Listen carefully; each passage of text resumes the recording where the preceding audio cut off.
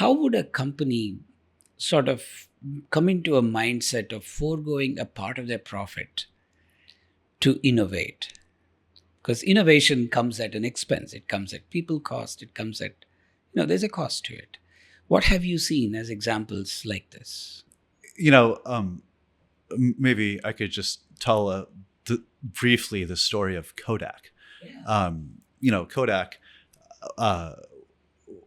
was the third most well-recognized consumer brand in the year 2002, the year it went bankrupt. How do you take a company that's the world's third most recognized technology, business, and drive it into bankruptcy?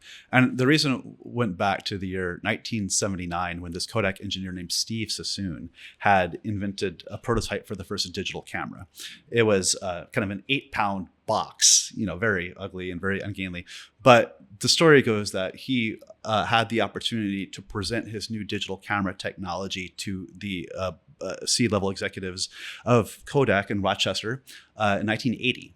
And he goes in and he presents the digital camera, and he talks about the future of digital photography. And the CEO of Kodak, Ken Whitaker, says to Steve, that's cute, but do not tell anybody about it. Because they realized that they made their money when you took pictures. They had the business, the razors and blades business model. You sell you the camera, make money off the photos. They recognized that in a world where digital photography prevailed, their profit per photo taken would drop to cents on the dollar, right? So Kodak's reaction was to delay the introduction of digital photography technology as long as they possibly could, so they could monetize all the high profit margins from their celluloid film business. Well, they didn't turn out a truly integrated digital camera, the Advantix, till the year 2004. What happened in 2006? Apple releases the iPhone, and it all goes digital. And about 6 years later, the company goes bankrupt.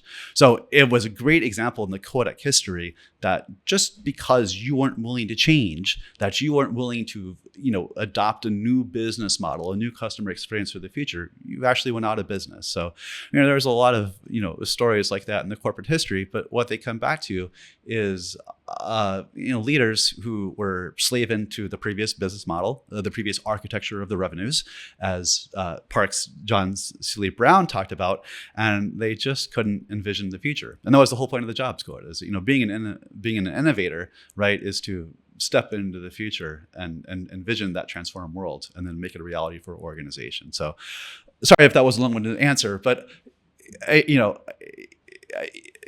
but by the way,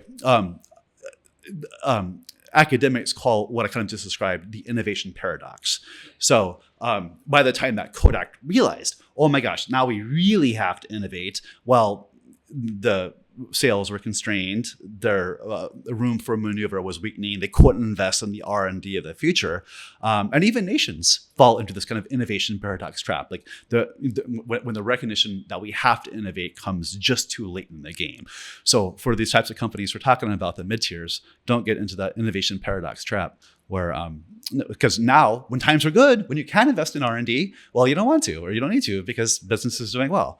Well, you got to think about the future and position yourself for the change that may confront you.